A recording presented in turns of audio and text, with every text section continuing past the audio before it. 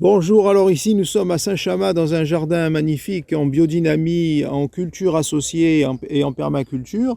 Et c'est Aline qui va nous présenter son jardin et ces merveilleuses cultures que vous voyez autour de vous.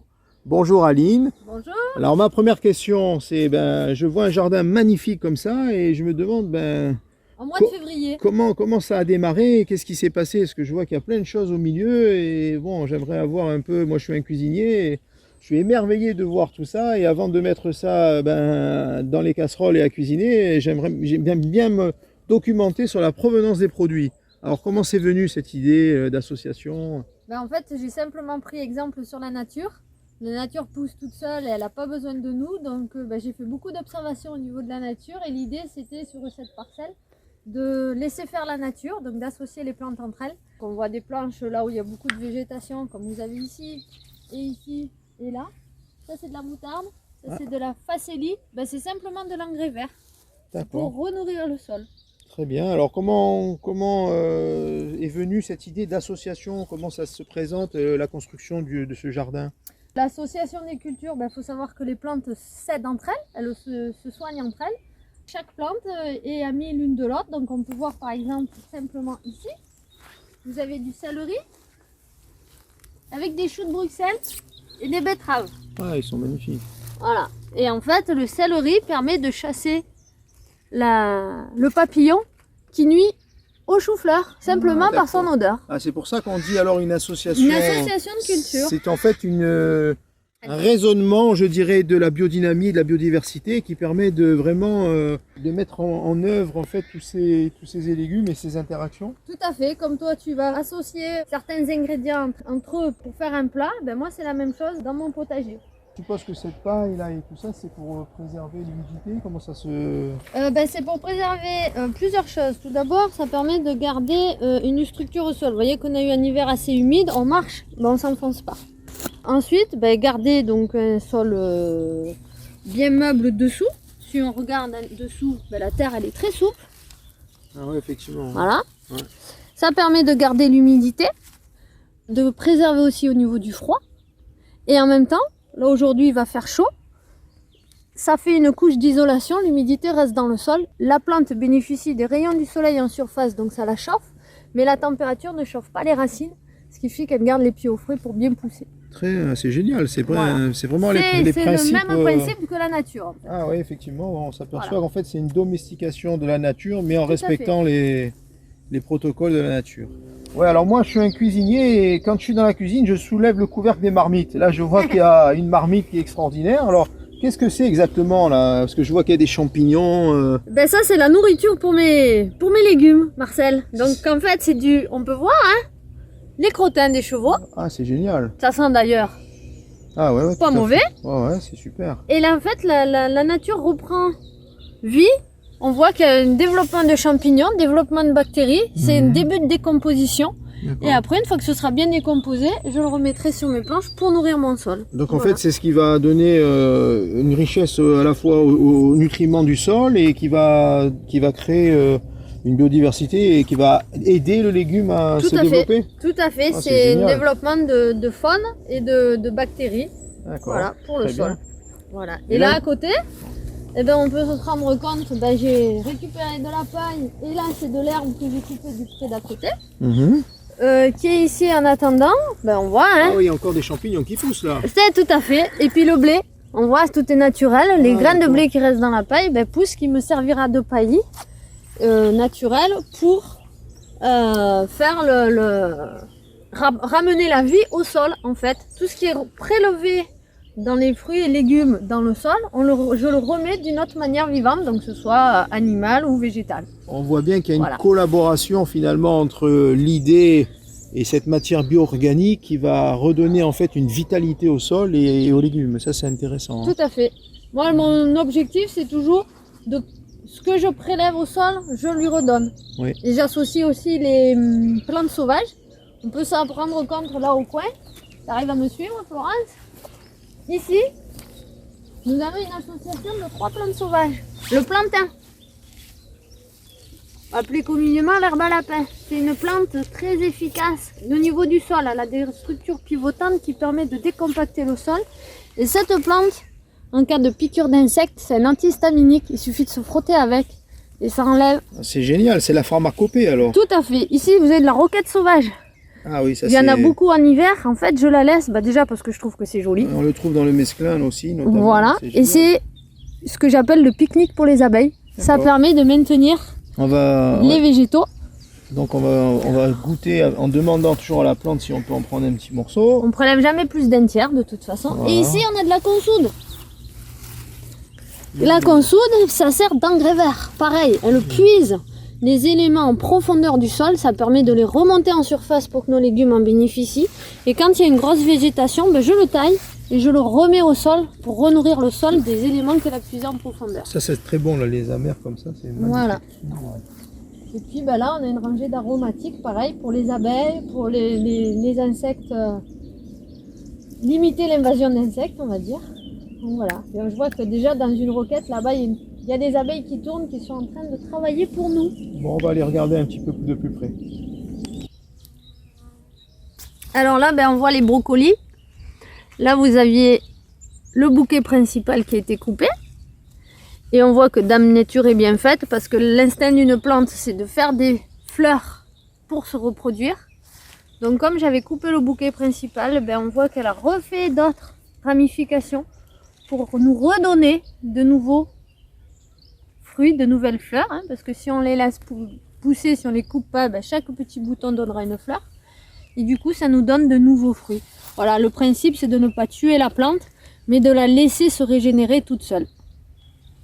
Donc à quel moment on va la couper pour éviter justement que ça monte trop et qu'on perde le résultat du produit? Là maintenant ils sont prêts. D'accord, oui, on voit bien qu'ils sont en maturité alors. Voilà, et on voit que du coup ici on en a un qui fera plaisir aux insectes. J'essaye toujours d'en laisser un petit peu. On voit que là, ça commence à monter en floraison.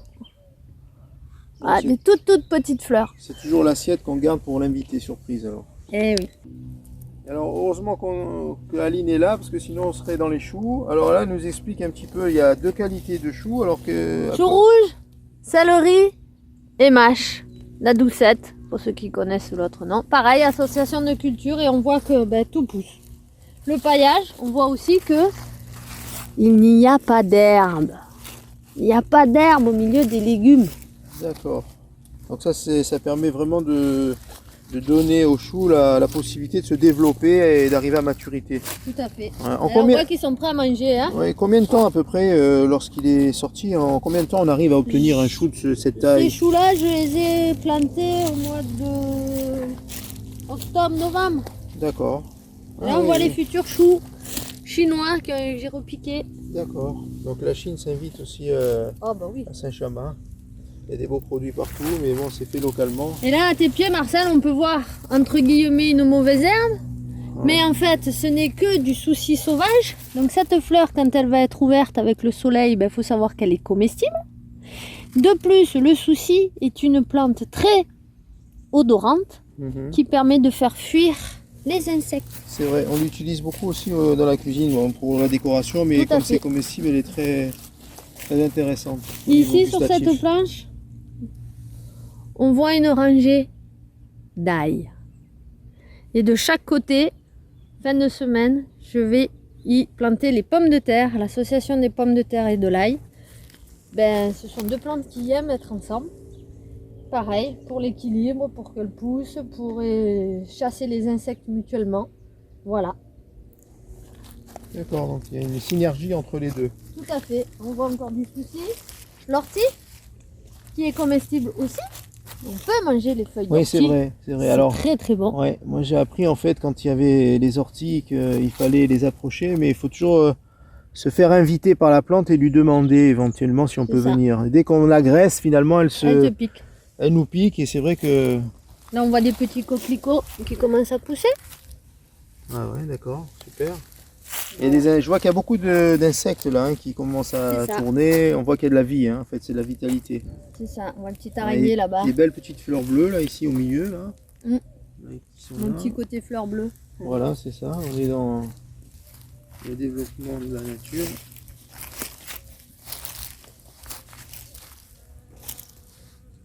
Alors Aline, là on est dans les fèves et je vois qu'il y a des épinards aussi. Alors explique-nous un petit peu la corrélation entre les deux.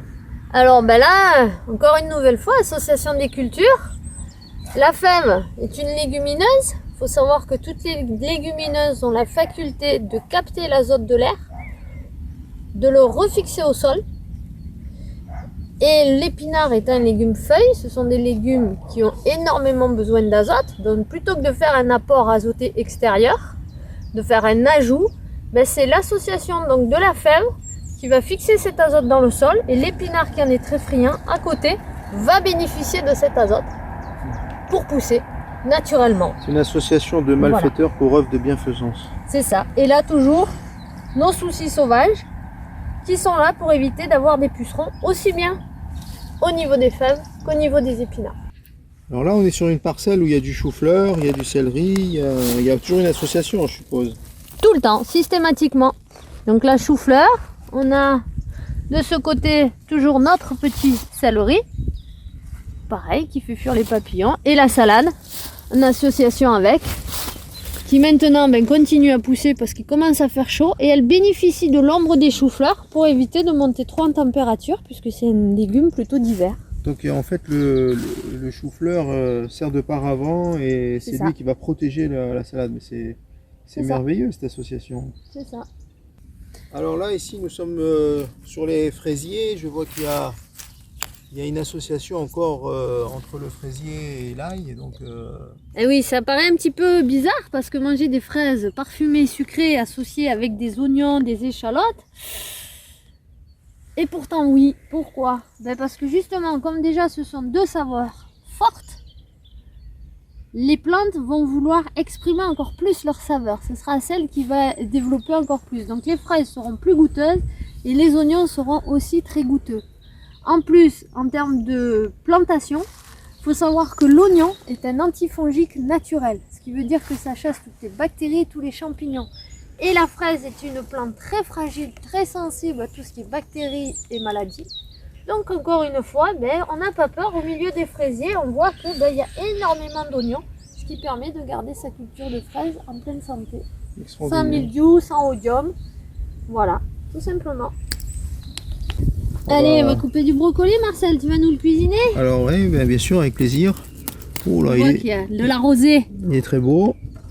On va essayer de faire une recette avec ça et de bonifier le produit qui est déjà merveilleux. Donc ça va être beaucoup plus facile d'ailleurs. C'est beaucoup plus facile quand on a un produit de départ qui est de qualité. Parce que finalement, on n'a qu'à respecter la cuisson, à faire une bonne association, un bon assaisonnement et on a des super produits. Donc je te dis, tu associes tes légumes dans l'assiette comme moi je les associe au jardin. Voilà, c'est le prolongement du producteur au consommateur. Oh les choux lisses. Les choux, on va pouvoir faire ça donne une idée. Parce que le chou avec ses grandes feuilles, là, comme ça on peut les cuire éventuellement, faire des chartreuses avec une compotée de légumes à l'intérieur. Enfin, il y a beaucoup de possibilités. Oui, je te donne celui-là de thé. Ah, il est... Voilà, je vais vous expliquer. Je le coupe. Il est magnifique. On redonne au sol ce que la nature nous a donné. Donc ça ne va surtout pas à la poubelle. Donc c'est le compost sur place alors. C'est ça, ça sert de paillis. Ça permet de nourrir, on voit. Il y a des limaces. Mais notre chou, tu vois la belle limace? Regarde comme elle est belle, tu la vois? Ouais. On va peut-être la laisser sur place, la limace. Elle va se faire un plaisir de tout désagréger. Voilà, magnifique. On va faire quelque chose de ça, beau, ça me resserre de paillis naturellement. Mais comme dans une forêt, les feuilles d'un arbre tombent à l'automne et restent sur le sol, jamais en dessous. Et là, on préserve la vie du sol, les champignons, les bactéries. Voilà. C'est la couverture naturelle en fait. Hein. Tout à fait. Voilà, l'édredon de la nature. Et ils sont rouges. Allez. Alors, on va prendre celui du goût. C'est en association, vous n'aurez pas l'odeur. Ah oui. Avec une sarriette. Ah oui, pourquoi pas, oui. Ça peut être vraiment... on rajoutera des... La sarriette va très bien avec les carottes aussi. Le chou, ça va donner... On voit qu'ils sont costauds, hein, même si le pied n'est pas gros. Ouais, pareil, on va laisser Tout à fait. quelques feuilles, les premières. De toute façon, celles-ci, elles sont En général, on les mange pas voilà, trop. trop dures à cuisiner. Merci, on va essayer de faire quelque chose de beau. Alors, Oh, je te fais confiance. c'est joli comme... faut toujours s'inspirer en fait du produit au début. Et c'est vrai que de remettre finalement dans l'assiette ce que la nature fait au niveau de sa présentation, et c'est aussi intéressant. Donc c'est bien aussi de regarder, d'observer. On voit que nos fleurs de soucis se réveillent au soleil, tout doucement. Là, de ce côté, elles sont déjà un peu plus ouvertes. Ça y est, la chaleur. La nature se réveille. On est calme ici, hein. Alors là, on est dans les salades et je vois qu'il y a encore des fraisiers à côté. Tout à fait. On voit qu'il y a pas perdre de place. Quand on pareil, encore une fois, exemple sur la nature, quand on est en forêt, il y a des plantes de partout. Donc il y a de la place pour mettre de la salade en attendant que les fraisiers poussent. Et puis là, on va accueillir un peu de salade, Marcel. Allez, je te laisse faire parce que c'est ton jardin et je sais que tu as une particularité quand tu les cueilles, et ça c'est extraordinaire. J'ai trouvé que c'était une très bonne initiative. Alors explique-nous un petit peu comment tu les coupes, pourquoi tu les coupes. Et sans couteau. Et sans couteau de cette façon-là. Toujours la même philosophie. Quand je suis dans la nature, je ne prélève jamais plus d'un tiers de la plante. Donc pour mes salades, c'est le même principe. Ce sont des plantes que j'ai repiquées au mois d'octobre. J'en ai mangé tout l'hiver. Pourquoi? Je ne coupe pas ma plante comme on aurait l'habitude de faire avec le couteau, comme ça. J'ai besoin de salade. Je casse, je prélève. Alors je choisis des feuilles pas trop abîmées. Si elles sont abîmées, c'est pas grave. Je m'en sers de paillis qui est venu de la terre, retourne, renourrit le sol. Et je prélève des feuilles comme si vous alliez dans un magasin acheter du mesclun. On les cueille sur la plante et on laisse la plante se régénérer. Tout à fait. C'est un peu comme la cueillette des champignons. Lorsqu'on est cueilleur de champignons, on laisse toujours, on ne coupe pas la base du champignon puisqu'elle va repousser. Et donc en fait on ne prélève que la partie haute et on laisse finalement dans le sol. C'est ça. Ce qui va On redonner laisse les limaces aussi à la plante en fait la possibilité de redémarrer. Tout à fait. Ce qui permet de laisser pousser les plantes et du coup pas besoin d'avoir énormément de plantes de salade dans le jardin. Et surtout qu'une salade met suivant la saison, 2 à 3 mois pour venir à maturité. Là, ça permet d'en avoir tout le temps, sans avoir à replanter. Encore une fois, une économie de travail, de temps. La nature fait très bien et sait très bien faire les choses mieux que nous. Alors là, on est vraiment dans les salades, on est dans la roquette. Alors, y a-t-il encore une association avec... L'association, oui et non. On va dire qu'ici, nous avons du fenouil que j'ai mis, comme vous pouvez le voir, en fond de jardin, en bordure, parce que c'est une des rares plantes qui est très associable. C'est-à-dire qu'elle n'a pas beaucoup d'amis en termes de jardin, donc je l'ai mis en bordure. Et puis, j'ai associé avec de la roquette, puisque c'est une salade qui a une odeur très forte. Donc visiblement, on voit que toutes les deux se sont bien accordées. Là, pareil, on voit que le printemps arrive, hein, la plante a envie de fleurir. Et toujours le même principe, c'est une plante que j'ai semée pareil au mois d'octobre. J'ai pu en bénéficier tout l'hiver en faisant tout simplement un prélèvement. J'ai besoin, Marcel, tu associeras un peu de parfum de roquette à ta salade ou sur ton plat. Oui, c'est très digestif en plus, la roquette est... Voilà, donc du coup, on se promène. Tous les amers font travailler les sucres digestifs et la bile, et en fait c'est très intéressant au niveau digestion, justement parce que les sécrétions des graisses sont activées par la bile, et tout ce qui est amer permet justement de donner à la bile la possibilité vraiment de faire son travail. C'est ça, très important. En général, d'ailleurs, ce sont des plantes qui poussent au printemps maintenant, la période où le corps a besoin de se nettoyer. Tout ce qui est roquette, chicorée, frisée, artichaut, ce sont des plantes qui aident à nettoyer, à dégorger le foie. Donc voilà. Et puis on voit qu'il y a un taux d'humidité, il n'y a pas besoin d'arrosage, hein, malgré qu'on soit en Provence. Alors merci, écoute Aline, pour tous ces beaux produits. Là, je vais essayer de les bonifier en cuisine, ça donne des idées. Très intéressant au niveau de la visite parce que on apprend beaucoup de choses. Et c'est toujours très, je dirais, enrichissant de rencontrer quelqu'un qui a une culture. Et une culture, bien sûr, au niveau du savoir et des connaissances. Et on voit un peu le produit et la réalisation. Et j'ai trouvé que aujourd'hui, j'avais appris beaucoup de choses. Et je vais essayer de tirer parti et profit de ces nouvelles connaissances pour pouvoir exercer tout mon métier le mieux que je peux. Et ces produits vont beaucoup m'aider. En tout cas, merci beaucoup pour cette visite. Merci à vous. C'est très agréable. C'était un réel plaisir de partager tout ce que la nature peut nous donner. Donc comme je dis, c'est un bien-être psychologique, un bien-être physique parce que mine de rien ça fait faire de l'exercice et un bien-être pour la santé. Donc au plaisir de vous accueillir pour la saison prochaine avec d'autres légumes. Et je pense qu'un jour on viendra avec un petit réchaud, nos casseroles et on fera la cuisine en direct. Pourquoi pas, avec plaisir. Ce serait sympa.